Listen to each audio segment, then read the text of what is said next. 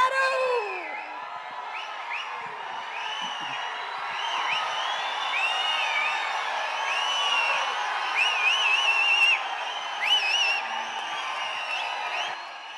Thank you.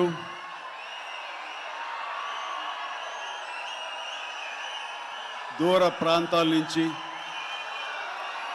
ఇక్కడ ఈ city నుంచి, చుట్టుపక్కల నుంచి, 2 రాష్ట్రాల్లోనే కాకుండా ఇతర రాష్ట్రాల నుంచి కూడా వచ్చేటువంటి ప్రతి ఒక్కరికి, మా మెగా ఫ్యాన్స్ అందరికీ హృదయపూర్వక నమస్కారం.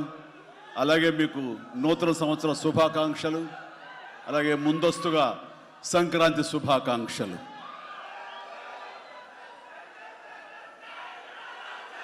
ఇక్కడ నా మిత్రుడు, సోదర సమానుడు, అత్యంత ఆప్తుడు వెంకీ, ఆయనతో చేయటం అన్నది నాకు చాలా ఎక్సైటింగ్ ఉంది. దాని గురించి తర్వాత మాట్లాడతాను. ముందుగా ఏంది వెంకీ సంగతి అంటే అదిరిపోద్ది సంక్రాంతి అని, ఏంది బాసు సంగతి అంటే మనదే కదా సంక్రాంతి అని, ఎరగదిద్దాం సంక్రాంతి అని అంటాం. ఇక్కడ ఈ సందర్భంగా ప్రత్యేకించి మనదే కదా సంక్రాంతి, ఎరగదిద్దాం సంక్రాంతి అనేది కేవలం మన శంకర వరప్రసాద్ గారిదే కాదు. ఈ సంక్రాంతి మొత్తం మన తెలుగు పరిశ్రమది అవ్వాలని మనస్ఫూర్తిగా కోరుకుంటున్నాను. అందరికీ డార్లింగ్, ఇందా మన అనిల్ చెప్పినా, ఎవరు చెప్పినా, ప్రభాస్ రాజా సాబ్ కానీ, అన్నయ్య అంటూ ఆప్యాయంగా పిలిచే నా తమ్ముడు రవితేజ సినిమా కానీ, అలాగే మా ఇంట్లో సరదాగా తిరుగుతూ చిన్నప్పటి నుంచి పెరిగినటువంటి శర్వానంద్, నారి నడుమ మురారి కానీ, నాకు గురువుగా నన్ను భావిస్తూ నా శిష్యుడిగా ఉన్న నవీన్ పోలిశెట్టి, వీళ్ళందరి సినిమాలు కూడాను ఈ సంక్రాంతికి సూపర్ హిట్ అవ్వాలని, తద్వారా వాళ్ళకి విజయం లభించడమే కాదు, తెలుగు సినిమా పరిశ్రమకు, నిర్మాతలకు, బయ్యర్లకి వీళ్ళందరూ కూడా సుభిక్షంగా ఉన్నప్పుడే అదే నిజమైన సంక్రాంతి. ఆ సంక్రాంతి కావాలనే కోరుకుంటున్నాం, జరుగుతుందని ఆశాభావన వ్యక్తం చేస్తారు. అది మీరు ఇచ్చి తీరుతారన్నటువంటి ప్రగాఢ నమ్మకం అయితే నాకు ఉన్నది. ఈ 2026 సంక్రాంతి తెలుగు పరిశ్రమ మర్చిపోకూడదు. అలాంటి సంక్రాంతి మీరు మాకు ఇవ్వాలి. ఎందుకంటే ఇక్కడ ప్రతి cinema comedy genre, family genre తోటి, ఎంటర్టైన్మెంట్ జోనర్ తోటి పర్ఫెక్ట్ సంక్రాంతికి వచ్చే సినిమాలు ఇవన్నీ, సంక్రాంతికి నచ్చే సినిమాలు ఇవన్నీ. కాబట్టి ఈ సంక్రాంతి అన్ని సినిమాలు బాగా ఆడతాయి అనుకుంటున్నాను. ఆడేలా చేసే బాధ్యత మీది. దయచేసి అన్న సినిమాల్ని థియేటర్కి వెళ్ళే చూడండి, థియేటర్లోనే ఆస్వాదించండి, అలాగే మీరు ఆశీర్వదించండి కూడాను. ఆల్ రైట్, ఇక అది ఆ పక్కన పెడితే, చాలా కాలం క్రితం మా దర్శకేంద్రుడు రాఘవేంద్ర గారు ఎప్పుడో మాట్లాడుతుండేవారు, బాబాయ్ నీకు అనిల్ రావుపూడి సినిమాలు ఎన్ని చూసావో తెలియదు కానీ అతని కామెడీ టైమింగ్ కానివ్వండి, అతను హుషారు కానివ్వండి, చూస్తుంటే నాకు మళ్ళీ మీతోటి అతను చేయగలిగితే ఆ ఇద్దరి కాంబినేషన్లో వచ్చేటటువంటి సినిమా అసలు వేరే లెవెల్లో ఉంటుంది. ఐ విష్ మీరు త్వరగా చేయాలని, కలవాలని నేను కోరుకుంటున్నాను. అది ఎప్పుడు వస్తుందో ఏటో తెలియదు. ఎన్నో సంవత్సరాల క్రితం అన్నారు, కానీ సరిగ్గా ఈ సంవత్సరం బిగినింగ్లోనే ఆయన చేతుల మీదుగానే క్లాప్ కొట్టి ఈ సినిమా ప్రారంభించారు. అది ఆయన మనసులో మాట, ఇది పెద్ద సూపర్ హిట్ అవ్వాలి అని చెప్పేసి. ఎందుకంటే ఆయన కామెడీ లైక్ చేస్తారు.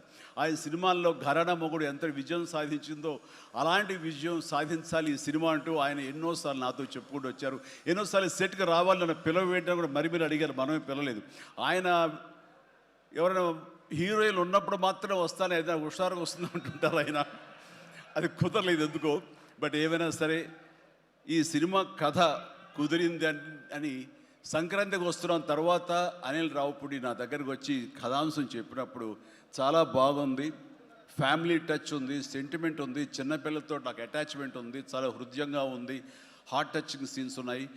ఇలాంటి సినిమాకి ఆ కామెడీ జోనర్ సినిమా కలిస్తే కనుక నీ స్టైల్లో చాలా బాగుంటుంది. నాది ఒక ఎస్పీజీ క్యారెక్టర్ కాబట్టి ఇది నేను కొంచెం వైవిధ్యంగా డిఫరెంట్గా చేస్తే కనుక డెఫినెట్లీ బాగుంటుంది, డిజైన్ చేద్దామంటే అస్సలు వైవిధ్యం వద్దండి.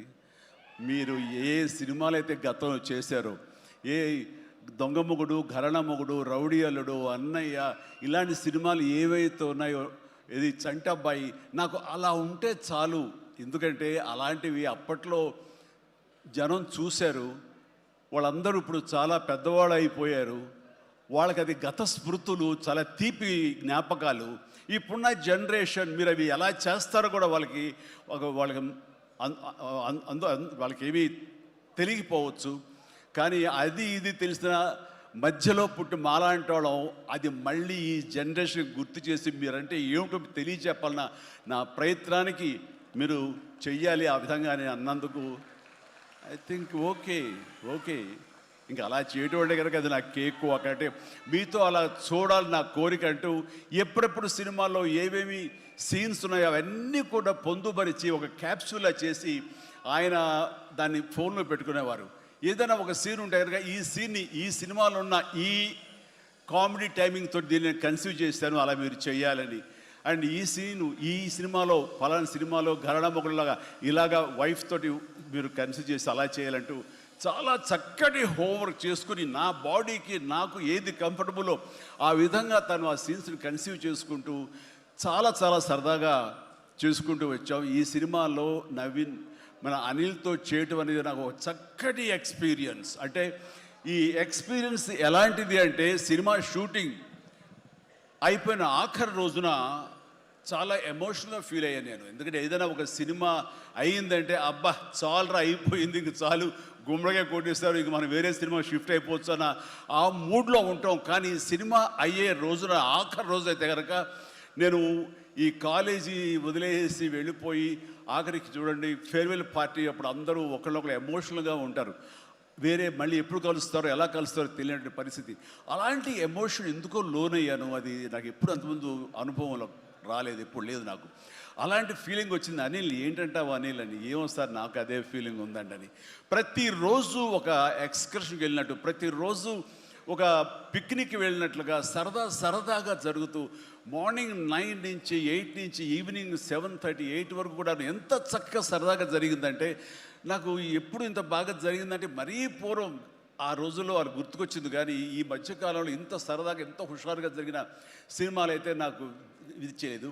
దానికి ప్రధానమైన కారణం సీన్ కానివ్వండి, అది మేము చేసే విధానం అయితే ఉండొచ్చు, కానీ మా చేత నడిపించిన విధానం, అందరినీ అంత సరదాగా పెట్టినటువంటి అట్మాస్ఫియర్ క్రియేట్ చేసినట్టు ఇది కేవలం అనిల్ రావిపూడికి మాత్రమే చెందుతుంది.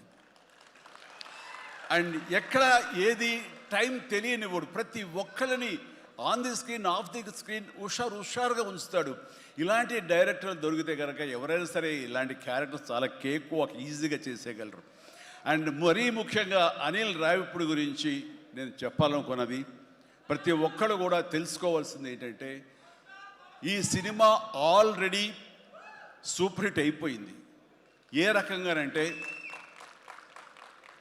బడ్జెట్ పరంగా విత్ ఇన్ ది లిమిట్, అలాగే డేస్ పరంగా అనుకున్న దానికంటే తక్కువ రోజుల్లో ఇది అత్యద్భుతంగా తీయగలిగాడు. ఒక సినిమా సూపర్ హిట్ అయిందని ఎలా చెప్పగలవంటే డైరెక్టర్ మొత్తం తన గ్రిప్లో ఉంచుకుని అది బడ్జెట్ దాటనివ్వకుండా విత్ ఇన్ ది టైం చేయగలటం అనేది ఆ సినిమాకి అది మొదటి సక్సెస్. ఎన్ని సినిమాలు ఈ రకంగా ఉన్నాయో చెప్పండి అంటే చాలా తక్కువగా మనం లెక్క పెట్టుకోవాలి. ఆ రకంగా ఇది మొదటి విజయం సాధించింది. రెండో విజయం రేపు 12వ తారీఖున ప్రజల ముందు మీరు నిర్ణయిస్తారు ఎంత ఘన విజయం మీరు మాకు ఇస్తారు అన్నది. ఇక ఈ సినిమా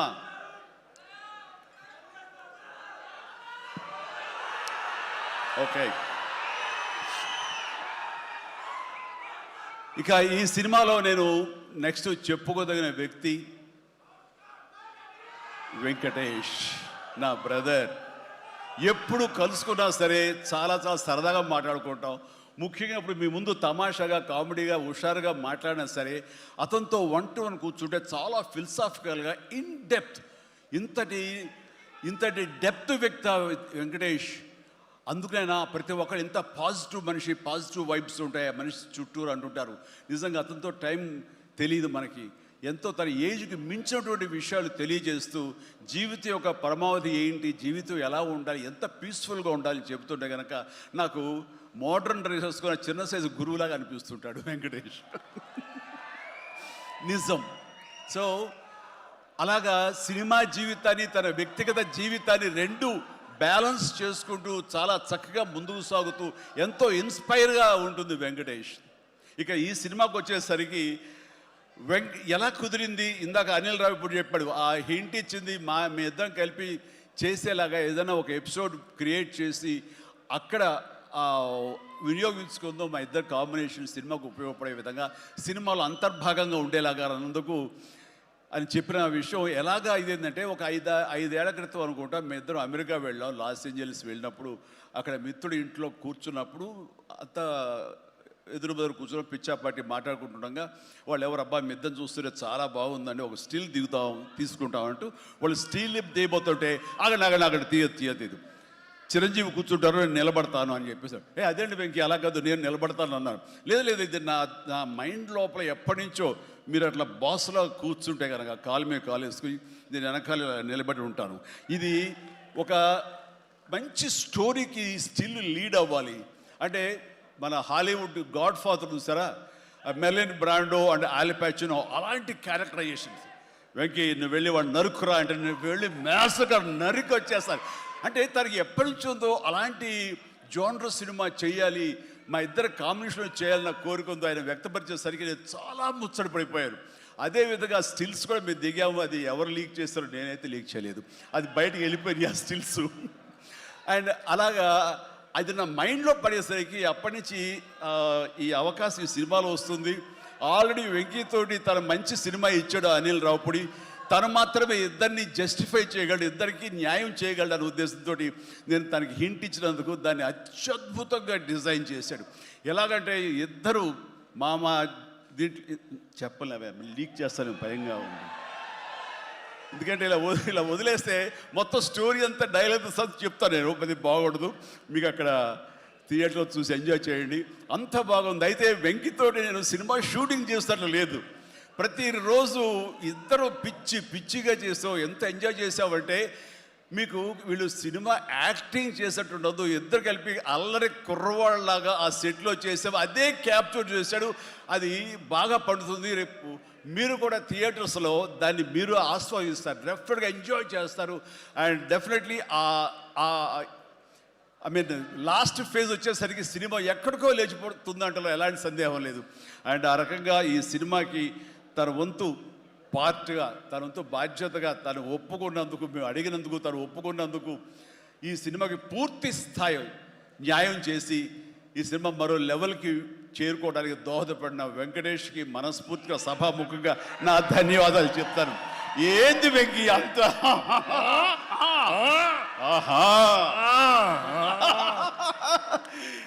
ఇదే సరదా. అండ్ నేను చాలా చెప్పను, కానీ ఈ సినిమా చూస్తే కనుక నేను ఎంత చెప్పినా సరే తక్కువే అవుతుంది, మీరు ఎంత ఊహించుకున్నా సరే అది తక్కువే అవుతుంది. సినిమా చూడండి, మేము చేసినటువంటి 18 రోజులు అనుకుంటా చేశారు వెంకీ. ఈ 18 రోజుల్లో ఒక 7-8 రోజులు సీన్స్, ఒక 5 రోజులు 6 రోజులు సాంగ్, ఇంకా 2 days చిన్న ప్యాచ్ వర్క్. ఈ రోజుల్లో ప్రతిదీ ఎంత అంటే ఇంకా ఎంజాయ్ చేశాను, ఇది షూటింగ్ చేసినట్టు అనిపించట్లేదు. ప్రతి సినిమా ఇలాగే ఉంటే ఎంత బాగుంటుందా అని అనిపిస్తుంది నాకు. అందుకని మనస్ఫూర్తిగా సభాముఖంగా అందరి సమక్షంలో వెంకటేష్కి ఇది మన ఇద్దరి మధ్య ధన్యవాదాలు తెలియజేస్తూ, ఇది మచ్చు తురక. ఇందాక అనిల్ రావిపూడి అడిగినట్లుగా ఈ కాంబినేషన్ ఫుల్ ఫ్లెడ్జ్డ్గా ఎప్పుడు దొరుకుతుందంటే వెంకీ నేను రెడీ. అండ్ అనిల్ రావిపూడి ఎవరో ఎందుకు, ఈ అవకాశం నువ్వే తీసుకుని ఖచ్చితంగా నువ్వు స్టోరీ రాసుకో. మీ ఇద్దరం ఇదే ప్రాణం పెట్టి, ఇదే హుషారు పెట్టి, ఇదే గిలిగిద్దలతో మీకు సినిమా చేసి పెడతాం. కానివ్వండి, ఎప్పుడు వస్తుందో తెలియదు. తర్వాత అలాగే నయనతార ఈ సినిమాలో ఏం చేశాడో, ఎలా ఒప్పించాడో కానీ మన అనిల్ రావిపూడి అంతకుముందు 2 సినిమాలు చేశాను, తెలుగు గాడ్ ఫాదర్ కానివ్వండి, లేకపోతే సైరా కానివ్వండి. ఆ సినిమాలో తను చాలా గుమ్మరంగా ఉంటుంది, తన పని చేసుకుంటుంది, డిగ్నిఫైడ్గా ఉంటుంది, వెళ్తుంది. కానీ మళ్ళీ అసలు ఈ సినిమాలో అయితే ఎంత సరదాగా కలిసిపోయిందో, ఓ ఫ్యామిలీ గర్ల్ లాగా మాతో కలిసిపోయి మా కుటుంబ సభ్యురాల్లాగా తను ఉండి ఎంత సరదాగా చేసిందో. నేను అన్నాను, ఏంటి అనిల్ ఏం చేసిందో, ఏం మాట్లాడావు, ఏం కన్విన్స్ చేసావు, తను ఇవన్నీ ఒప్పుకోవడం ఏంటి, ప్రమోస్కు రావడం ఏంటి, అడగగానే తను చాలా రెచ్చిపోయి అసలు నయనతార నుంచి కొత్త నయనతారలా కనబడి చేసావు, ఏం చేసావంటే అడగండి సార్ కొనుక్కొని అంతే. అంటే నా ఉద్దేశం అటు ఇటు తిరిగేదిలా. ఏం చేశాడో తెలియదు, కానీ డెఫినెట్లీ ఆ అమ్మాయి అంత ఇష్టపడుతుంది. అండ్ నయనతారని అంత ఇదిగా గుడ్ హ్యూమర్లో పెడతాడు, సరదా కబుర్లు చెప్తాడు. అండ్ తను పని చేసుకుని సీరియస్గా ఉండే మనిషి కాదు కాబట్టి వాళ్ళు కూడా అంత ఇదిగా లైక్ చేస్తారు. కాబట్టి తను ఏది అడిగినా వెంటనే ఎలాంటి ఇన్హిబిషన్ లేకుండా వాళ్ళు ఒప్పుకుంటారు. అదే జరిగింది, అంత గుడ్ హ్యూమర్లో పెట్టాడు కాబట్టి ఈ సినిమాకి ఆ అమ్మాయి యాడెడ్ అట్రాక్షన్ అయ్యింది. నయనతార ఇందులో కనిపించిన తీరు కానీ, తను చేసిన విధానం కానీ, ఆ సోఫిస్టికేషన్ యాక్టింగ్ కానీ, భారీగా తను నటించి మెప్పించింది. కానీ వావ్, బాగుంది. అంటే ఆ అమ్మాయే లేకపోయి ఉంటే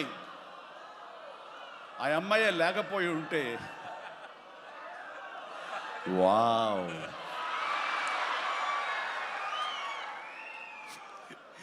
ఇది కూడా క్యాప్చర్ చేస్తాడు. ఈ వావ్ ఎక్కడొస్తో మీకు సినిమా చూస్తే తెలుస్తుంది. లీక్ చేసేసాను. All right. సో ఆ అమ్మాయి నయనతారతోటి అంత బాగా చేయించాడు. మీ పక్కన మీకు ఎదురు నిలబడి మిమ్మల్ని ఎదుర్కొని ఎవరైనా ఒకళ్ళు నిలబడాలంటే ఎంత అనుకుంటున్నా, ఎంత ఫ్రెష్గా ఉండాలనుకుంటున్నా, వేరే వాళ్ళు ఉండాలనుకుంటున్నా అసలు నాకు తొయ్యట్లేదు, నాకు తట్టట్లేదు, కన్విన్స్ కాలేకపోతాను. ఖచ్చితంగా నయనతార ఉండి తీరాల్సిందేనండి, ఎంతైనా సరే ఎలాగైనా సరే అన్నాడు. ఆ అమ్మాయిని తీసుకొచ్చారు, ఒప్పించారు. ఆ అమ్మాయి కూడా అంతా కోఆపరేట్ చేసింది. అండ్ నయనతార ఇవాళ రాలేని పరిస్థితిలో ఉంది. కాబట్టి thank you Nayanthara, thank you so much. ఇక ఈ సినిమాలో సచిన్ కేల్కర్ క్యారెక్టర్ యాక్టర్గా, అండ్ నాతో పాటు నా టీంలో చేసినటువంటి హర్షవర్ధన్, అలాగే అభినవ్, ఇతర నటీనటులు, అండ్ క్యాథరిన్ కూడా మా టీంలో ఒక పార్ట్ లాగా ఉండి తను చేసి చాలా ఒక నిండుదనం, గ్లామర్ తీసుకొచ్చింది. ఆ అమ్మాయి కూడా అందరికీ, ప్రతి ఒక్కరికి నా ముందస్తు శుభాకాంక్షలు తెలియజేస్తాను, అభినందనలు. ఇక ఈ సినిమాలో ప్రత్యేకంగా నేను చెప్పాల్సిన టెక్నీషియన్స్గా వస్తే, భీమ్స్ అత్యద్భుతమైన మ్యూజిక్ ఇచ్చాడు, వెరీ ఆర్గానిక్ మ్యూజిక్. కేవలం డ్రమ్స్ తోటో, కీబోర్డులతోటో, వాటితోటో దడదడలాడించకుండా చాలా శ్రావ్యంగా లిరిక్స్ మాత్రం వినిపించేలాగా ఒకనాటి విజయ సంస్థ వారి సినిమాలు ఉండేవి. అంతా హాయిగా, హృద్యంగా, ఒక గోదావరి పడవ ప్రయాణంలాగా ఉండేలాగా ఇచ్చాడు. అందుకని మీసాల పిల్లలో ఎలాంటి హడావుడి, ఎలాంటి మ్యూజిక్ గోళ ఏమి ఉండదు. కానీ ఆ ఇచ్చినటువంటి ఆ మ్యూజిక్, ఆ పాటకి లిరిక్స్ అర్థమయ్యేలాగా వినిపించి అందరూ చాలా ఆ శ్రావ్యాన్ని అందరూ ఆస్వాదించారు. కాబట్టి అది అంత పెద్ద మిలియన్స్ని, మోర్ దెన్ 100 మిలియన్స్ దాటి హిట్ ఇచ్చింది.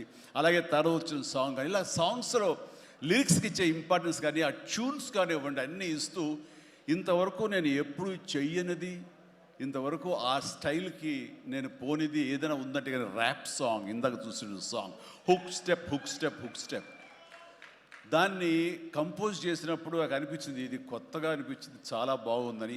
అండ్ ఇప్పుడున్నటువంటి ఈ థియేటర్ పల్స్ చూస్తుంటే ఈ సినిమా, ఆ సాంగ్ మాత్రం ఐ థింక్ టోటల్గా హైలైట్ అయిపోతే రేపు థియేటర్లో అనుకుంటున్నాను. అది వెరీ గుడ్. ఎందుకంటే ఆ సాంగ్ విన్న తర్వాత, ఆ సాంగ్ వింటుండగా ఎదురుగా ఉన్న వెంకటేష్ ఆపుకోలేక డ్యాన్స్ చేశారంటే అదే చాలు. ఇక ప్రతి ఒక్కడు అదే స్ఫూర్తితోటి ప్రతి ఈ సినిమాని, ఈ సాంగ్ని ఆస్వాదిస్తారు. అలాగా సాంగ్స్గా అన్నీ అత్యద్భుతంగా ఇచ్చినటువంటి మన భీమ్స్కి ప్రత్యేకించి, ఆ తర్వాత ప్రతి ఒక్కరు చిరంజీవిని ఇంత గ్లామర్గా ఉన్నాడు, చిరంజీవిని ఇంత ట్రిమ్గా ఉన్నాడు, ఇంత ఇదిగా ఉన్నాడు, ఎలా తగ్గాడు. నా వ్యక్తిగతంగా నేను చేసిన ప్రయత్నాలు పక్కన పెడితే తెర మీద అంత బాగా కనపడడానికి ప్రత్యేకించి మా డిఓపి, మా కెమెరామెన్ మన సమీర్ రెడ్డి చాలా చాలా బాగా చేశాడు. అండ్ సమీర్ రెడ్డితో వచ్చిన ఒక్క చిన్న గొడవ ఏంటంటేనండి, ఒక నిమిషం గ్యాప్ ఇవ్వడు. కూర్చుని కాఫీ తాగుతాం కదా అని ఇచ్చేలాగా మళ్ళీ షార్ట్ రెడీ అంటాడు. ఇక అతనితోటి బహుశా అలా గనక అందరూ ఉండగలిగితే సినిమాలు 100 రోజులు దాటకుండానే ఫినిష్ చేయొచ్చు. అంతటి ఫాస్టెస్ట్ కెమెరామెన్ మా శరత్. అతను ఉన్నాడు కాబట్టి ఈ సినిమా 80-85 రోజుల్లో ఫినిష్ అయ్యింది. కాబట్టి ఆ credit goes to Sameer Reddy. ఇంత ఫాస్ట్గా అయినందుకు, విత్ ఇన్ ద బడ్జెట్ అయినందుకు, ఖర్చు కూడా చాలా తక్కువ. ఇలాంటి కెమెరామెన్ను మిగతా అందరూ అలా ఉండగలిగితే కనుక చాలామంది ప్రొడ్యూసర్స్కి ఖర్చు తగ్గుతుంది. అండ్ అట్లాగే ఇక సమీర్, థ్యాంక్ యూ సమీర్.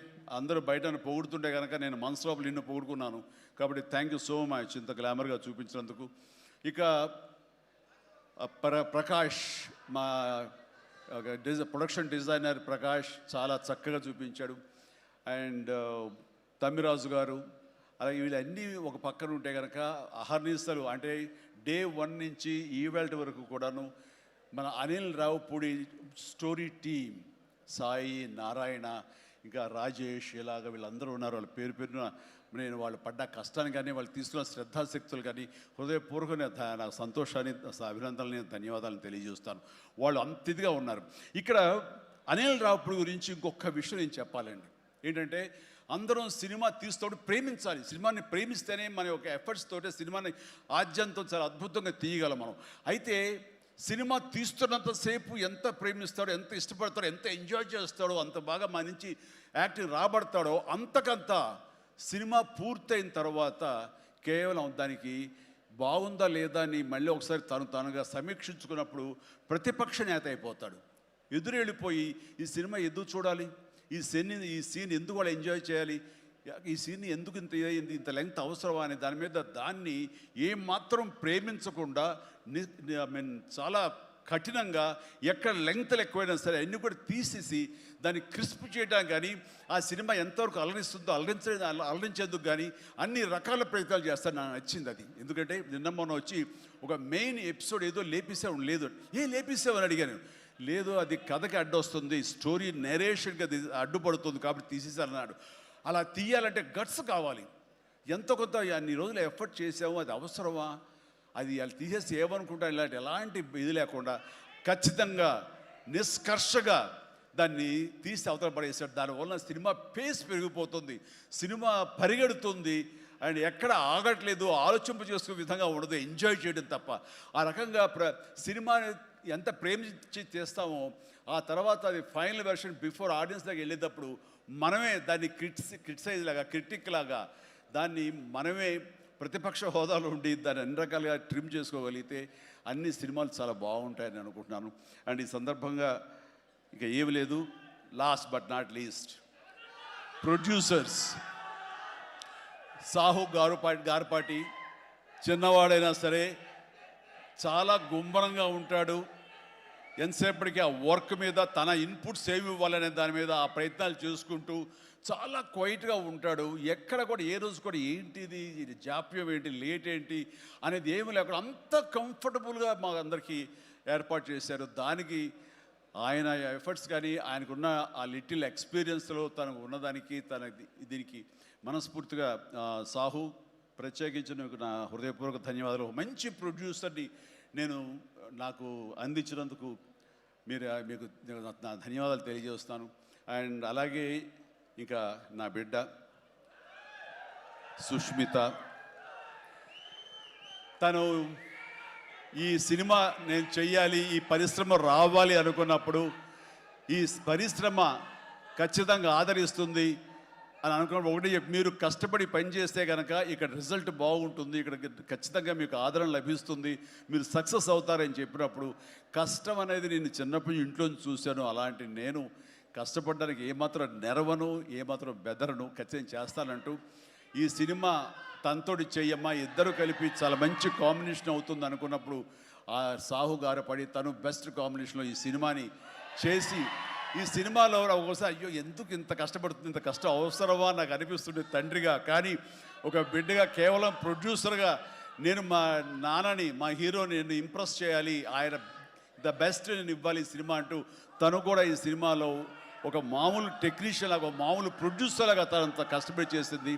నేను ఒకటే సంతోషిస్తాను, తనకి అన్ని విధాలుగా అన్ని కంఫర్ట్స్ ఉన్నాయి, అన్ని రకాలుగాను తను ఈ సినిమాలు చేయాల్సిన అవసరం లేదు. తను తన ఫ్యామిలీని చూసుకుంటుంటే కనుక గడిచిపోతుంది ఈ జీవితం అంతా. కానీ అలా కాదు, నేనేదో సాధించాలి, నువ్వు సాధించి చూపించావు, లైఫ్లో ఎంతోమంది మార్గదర్శకంగా ఉన్నావు, అలాంటి నిన్ను ఆదర్శంగా తీసుకుని మేము ప్రూవ్ చేయాలి అనే దాంట్లో ఉంది. అండ్ అలా చేస్తూ ఈ రోజున ఈ సినిమా డెఫినెట్లీ హిట్ అవుతుంది. ఇలాంటి గర్వకారణమైన సినిమాని తండ్రిగా నాకు గిఫ్ట్ ఇచ్చినట్టుగా తను భావిస్తుంది. ఆ సంతోషం తను పొందుతున్నాను నాకు తెలుసు. అండ్ అలాగే కాకుండా ఈ రోజున ఈ పరిశ్రమలో నాకు చేదోడు వాదోడుగా ఉంటూ, నాకు భుజం కాస్తూ, అన్ని రకాలుగా నాకు అండదండలు అందిస్తూ, నాకు మరో బిడ్డ ఈ అనిపిస్తూ, అండ్ ఇంటికి పెద్దదైనందుకు ఆ పెద్దరికాన్ని తను సొంతం చేసుకుంటూ నాకు అన్ని విధాలుగా చేదోడు వాదోడుగా ఉంది. అది థ్యాంక్ యూ పాప. అందరి ముందు ఇటు పక్కన అమ్మ, ఇటు పక్కన ఉంది. ఇది రామ్ చరణ్తో పాటు నాకు మరొక బిడ్డ. అలాగే మా చిన్న పాప కూడా అక్కడ టీవీ చూస్తుంటేమో. థ్యాంక్ యూ నాన్న, ప్లీజ్ ఇదే రకంగా ఉండండి, ఇదే కష్టాన్ని నమ్ముకోండి. ఖచ్చితంగా భగవంతుడు మీకు ఆశీస్సులు అందజేసి ఇలాంటి విజన్ ఇస్తాడు. అండ్ మేము ఎంత ఇచ్చామన్నది కాదు పాప, మీరు ఎంత సాధించుకున్నారు అనేది నాకు మరింత గర్వంగా అనిపిస్తుంది. నువ్వు ఆ దిశగా వెళ్తావు. All the very best. ఆ తర్వాత ఇక్కడ చాలా దూరం వచ్చారు, మీరు అందరూ కూడా చాలా జాగ్రత్తగా వెళ్ళండి. మీ తల్లిదండ్రులు అందరూ కూడాను మిమ్మల్ని చూసి ఆనందపడాలి. మీ యొక్క సుదీర్ఘమైన జీవితాన్ని చూసి వాళ్ళు ముచ్చట పడాలి. అండ్ ప్రతి వాళ్ళు ఏదైనా సాధించాలనే ఒక దీంతో ఉండాలి. కాబట్టి నాకు తెలుసు నా అభిమానులు ఎప్పుడు కూడా నన్ను ఇన్స్పిరేషన్గా తీసుకుని మీరు అభివృద్ధిలోకి వస్తారని తెలుసు. And thank you. ఇదే అభిమానం, ప్రేమ మీరు నా మీద ఎప్పుడు చూపించాలి. Thank you so much.